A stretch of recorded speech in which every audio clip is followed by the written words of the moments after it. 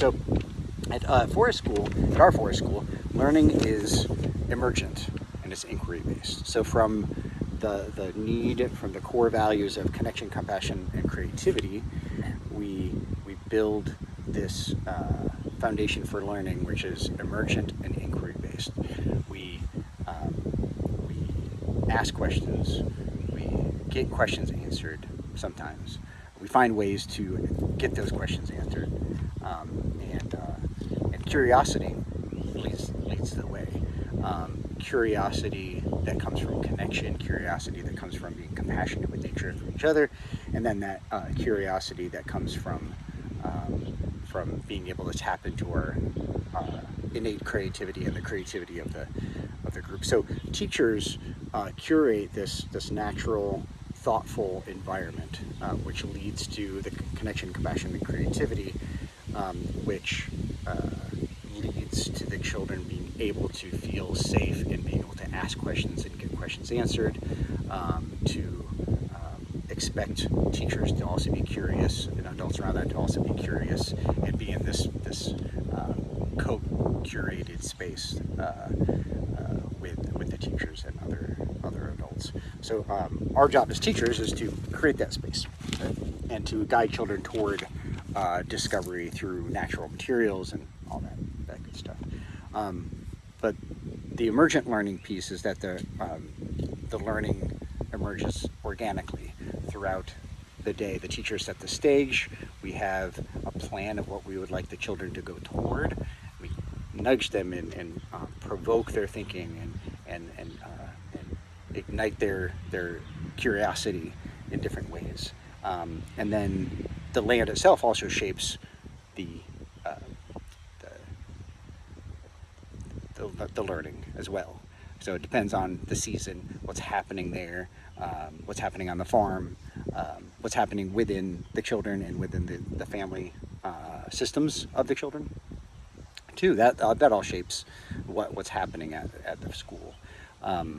So we trust children's ability to be curious learners. Like, that's just the trust that we have as part of the trunk, the foundation of this program.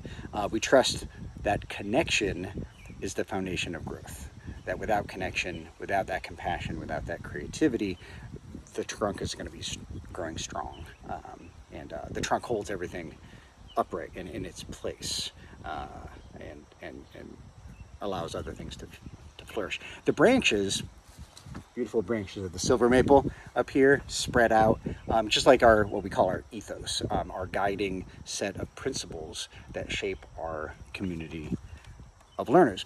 And so just like the branches stretch outward, our community, our guidelines and our principles, our ethos stretch outward from the trunk. They grow from the trunk and from the nourishment that the roots give.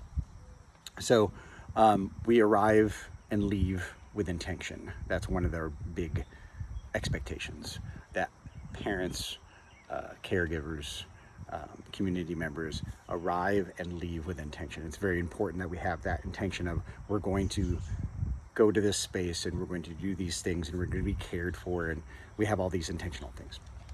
We listen deeply to the birds, to the weather, to the trees, to each other, and to ourselves. That's important too. We work through conflict with empathy. That compassionate piece of be able to be empathetic and to take the action toward empathy toward each other is part of our ethos. We assume good intentions before we assume bad intentions. We assume kids want to do good. We may see some behaviors which we may have attributed in the past to sort of acting out behaviors, or being too silly, or not grounded enough, or that sort of thing. But kids really do want to do well, but we just have to teach them how to do well. We co-regulate before we correct. So we try to find a space where the kids can be calm, cool, collected, before we get to the point of like, hey, this is, I noticed you were having difficulty with this certain thing, and let's figure that out. We honor each child's pace.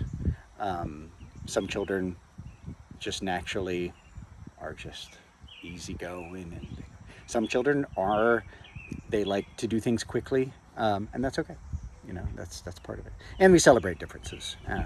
We know that the differences, just like in the tree, not every branch is going to be exactly the same. Not every tree leaf is going to be exactly the same, and that's okay, because that's what gives the tree strength, is diversity. So we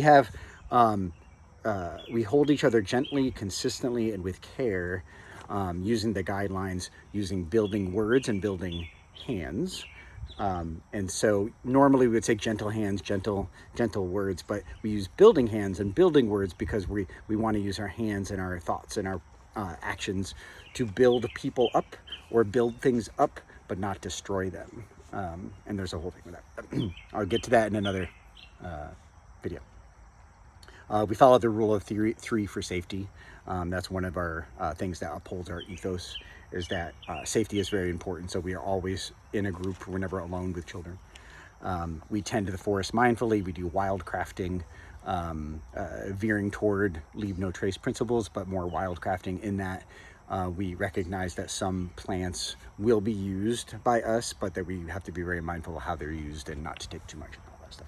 And then we use materials with intention. We don't use materials to just use them and to dispose of them. We use them to hopefully keep on using them, or being able to reuse them, that sort of thing. So the rules, and I don't call them rules, I call them guiding principles, because they're not meant to restrict.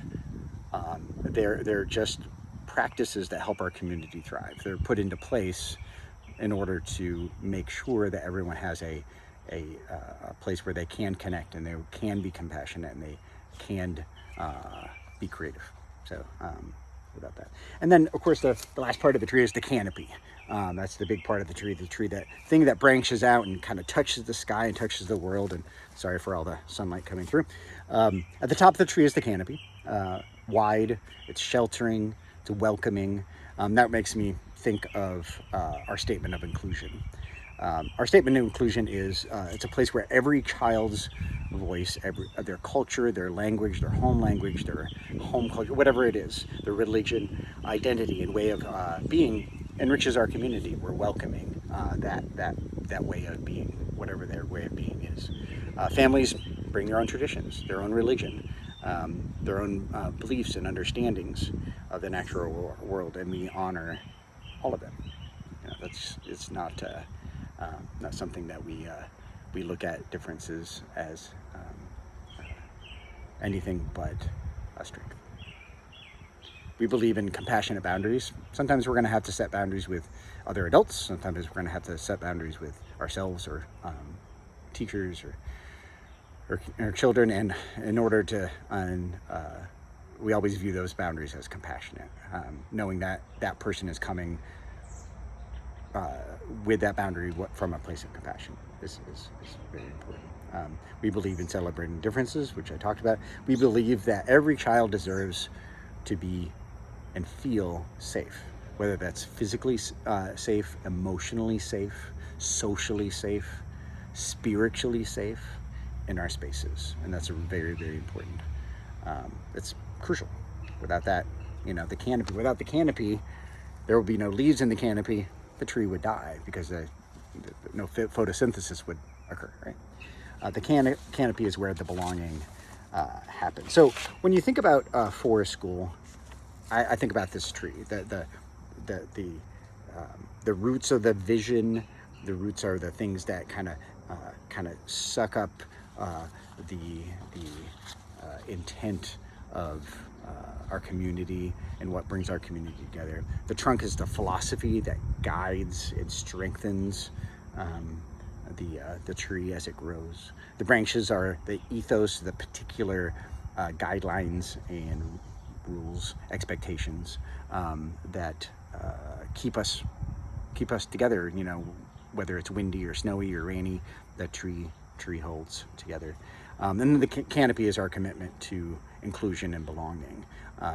It provides the shelter for everyone to feel safe and loved and welcome. So I'm glad you're here. We're glad you're here. We're glad that you're a part of our forest school community. And I appreciate you listening to me ramble on about our forest school. But thank you for being here, and I'll see you soon.